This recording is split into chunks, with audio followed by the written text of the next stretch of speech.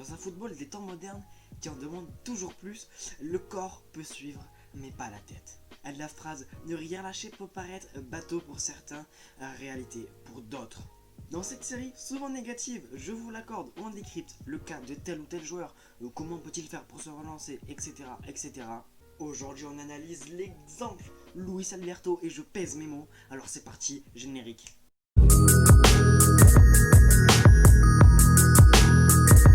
Yo les gars, j'espère que vous allez tous très bien. Avant de continuer, je voulais juste vous parler un petit peu plus de ce nouveau décor. C'est juste une configuration un petit peu différente que d'habitude. Si vous voulez, on repassera sur... Oh, je vous montre un petit peu pas trop. On repassera sur la prochaine configuration, sur l'ancienne configuration, pardon. Mais voilà, je veux juste un petit peu faire un point sur ça. Bon, on commence sans plus tarder avec l'habituelle phrase. Luis Alberto, c'est qui? Notre jeune Caraquito, si on peut dire, commence sa carrière de footballeur à Séville. À l'âge de 12 ans, il hérite directement du surnom d'El Mago, a.k.a. le magicien. Il va effectuer toutes ses classes de jeunes à Séville et va totalement kiffer sa vie en Andalousie. Il fait son petit bonhomme de chemin et petit à petit, il commence à entrer dans le monde un petit peu plus professionnel. Alors sa formation professionnelle, il la commence dans l'équipe réserve de son club de toujours, le FC Séville. Et de temps en temps, il va commencer à gratter un petit peu plus de temps de jeu avec le groupe 1. Le groupe 1, j'aurais pas pu dire l'équipe 1, je suis bête.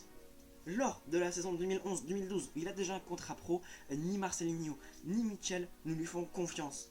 Et en même temps, c'est compréhensible, le club va mal, les résultats sont pas bons, donc forcément la priorité des entraîneurs, c'est pas de lancer des jeunes joueurs à l'image de notre crack, mais c'est plutôt de relever le club de la mauvaise passe qu'ils sont en train de traverser. Après avoir effectué une saison blanche, mais surtout n'ayant pas la perspective de pouvoir se développer, Luis Alberto quitte le FC Séville et part au FC Barcelone B, attention, pour gratter du temps de jeu. Ah oui, juste avant de oublier, l'équipe de Barcelone B, c'est l'équipe réserve où beaucoup de joueurs sont obligés de passer par là pour un jour peut-être intégrer le groupe professionnel. Par exemple, Lionel Messi est passé par là, Andreas Iniesta est passé par là, je crois même que Sergio Busquets est passé par là. Bref, notre joueur, qui évoluait alors jusqu'à là sur l'aile gauche, va être replacé dans ce fameux milieu à 3 des Blaugrana avec une pointe basse.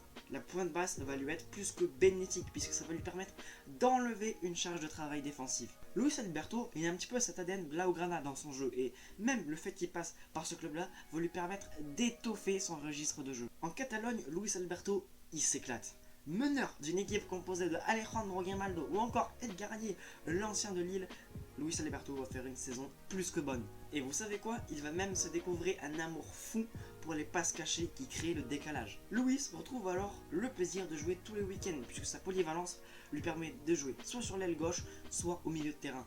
Bref, notre jeune prodige va effectuer une saison avec des statistiques plus que solides. 11 buts et 18 passes décisives. Et rien que ça permet de convaincre Brendan Rodgers, qui est alors le coach de Liverpool, de le recruter. Mais malheureusement pour lui, la concurrence est trop forte. Cette saison, on assiste à l'éclosion de joueurs comme Raheem Sterling, mais il y a aussi le duo d'attaque de feu de Daniel Sturridge et de Luis Suarez. Et surtout, par-dessus tout, on assiste à la renaissance de Monsieur Jordan Henderson, qui est alors actuellement le capitaine de Liverpool et qui a soulevé pour la première fois de l'histoire de Liverpool, c'est un petit tips que je vous glisse comme ça, la Coupe du Monde des clubs. Et voilà, on est reparti pour une saison blanche. Notre ancien Craquito va essayer de se relancer à Malaga, puis au Deportivo La Corogne, mais sans grand succès. Enfin, sans grand succès, quand même un petit peu. Puisqu'au départ, il va quand même effectuer une saison composée de 6 buts et 8 passes décisives en 31 matchs. Alors certes, il n'a pas le même éclat que quand il était au FC Barcelone AB, mais il a quand même essayé de se relancer un minimum. À ce stade de la carrière, beaucoup de joueurs auraient abandonné. Ben oui, puisque aucun grand club ne lui fait confiance, aucun grand club ne lui laisse sa chance, il arrive à s'imposer que dans les petits clubs. Je pense au Deport, à Malaga et bien évidemment au FC Barcelone B. Sauf que sa saison au Deportivo La Corogne va convaincre Monsieur Lolito de dépenser 4 millions d'euros sur Luis Alberto. Alors petit check-up, Monsieur Lolito, c'est qui? C'est le président de la Lazio. Monsieur Lolito, ça c'est le type de joueur qu'il kiffe, à savoir un mec qui coûte 3 francs 6 sous et qui a un énorme potentiel. En plus de ça, toutes les conditions se réunissent pour qu'on puisse voir enfin Luis Alberto sous son meilleur jour dans un club pas de peintre. Moi je me disais qu'il va enfin pouvoir éclore. Après tant de galères, sa première saison va être malheureusement pour lui celle qui va le plonger dans une longue période de doute. Entre blessures musculaires ou encore barrière de la langue, il va déclarer un marque. Janvier et février 2017, j'ai connu le pire moment de ma carrière. Je voyais tout en noir. Dans ma tête, je me disais que je ne servais à rien. On dit souvent, c'est quand tu vas au plus mal que tu vois qui est là pour toi. Sa famille va l'aider à traverser cette très mauvaise passe. En parallèle, pour essayer de se sortir de cet engrenage au cercle vicieux, Luis Alberto va prendre un coach mental pour essayer de se sentir mieux. Il va exprimer les bienfaits de son coaching personnel effectué par Juan Álvarez Campillo, si je ne dis pas de bêtises, et encore une fois, il va déclarer ça dans le journal et média espagnol Marca. En quelques semaines, un changement radical s'est effectué. Je l'ai remarqué immédiatement. Le coaching m'a fait réaliser que j'étais utile, que je pouvais donner beaucoup plus. Ça m'a donné la force d'aller de l'avant, de vouloir m'en sortir. Tout était lié au mental, mais j'étais bloqué. J'aurais aimé savoir ça quand j'étais plus jeune. Après une mauvaise passe, Simone Inzaghi va lui donner de plus en plus de temps de jeu. Sa révélation va arriver lors de sa seconde saison dans la capitale italienne. Et en même temps, Luis, il a plus de pression et ça se ressent directement dans le terrain. Il effectue une première partie de saison assez remarquable. Julian Lopetegui, qui était encore... ça me fait rire parce que quand on connaît la suite de l'histoire de Julian Lopetegui avec la sélection de l'Espagne, bon, voilà. Bref, Lopetegui, qui était encore à ce moment-là sélectionneur de l'équipe nationale d'Espagne, il va entendre un petit peu tout ce qu'on dit de bien sur Luis Alberto, il va s'intéresser un petit peu plus à lui et il va même le sélectionner, histoire de voir comment il pourrait s'intégrer dans l'effectif. Et en même temps, c'est normal, il se doit de voir le maximum de joueurs pour préparer la prochaine échéance mondiale, à savoir la Coupe du Monde qui arrive en Russie.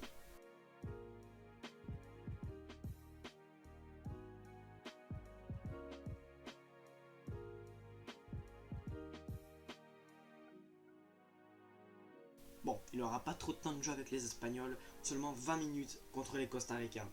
Mais retournons à Rome. Sa saison va être brillante et il va se découvrir un amour passionnel pour les saisons doubles. Mec, c'est quoi les saisons doubles? Oui, excusez-moi, les saisons doubles, 10 buts, 10 passes décisives. En plus d'avoir de très bonnes statistiques, 12 buts, 18 passes décisives, Luis va enfin trouver son poste de prédilection. Ça y est, il va arrêter d'être baladé de partout. Il est capable de jouer 8, voire même 10, un cran plus haut. Simone Inzaghi l'a fait reculer au fur et à mesure de la saison. Notre ancien ailier gauche a enfin trouvé de la stabilité dans le jeu, si je peux dire. Elio Gusti dit qu'il le préfère à ce poste de Mezzala, entre 8 et 10, faux numéro 9 en soutien de Ciro Immobile. Maintenant qu'on a abordé plus en détail son parcours, on va parler de ses qualités. Est-ce qu'on se lancerait pas un deuxième générique?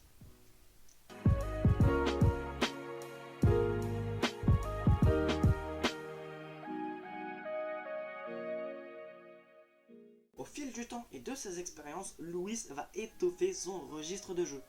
Par exemple, à Barcelone, il va apprendre à bouger dans l'espace. Mais bon, il a des facilités, et je vous rappelle que c'est grâce à ça qu'il a eu le surnom El Mago. La principale chose qu'il a appris à la Lazio, c'est déjà son poste, mais surtout la défense. Wow!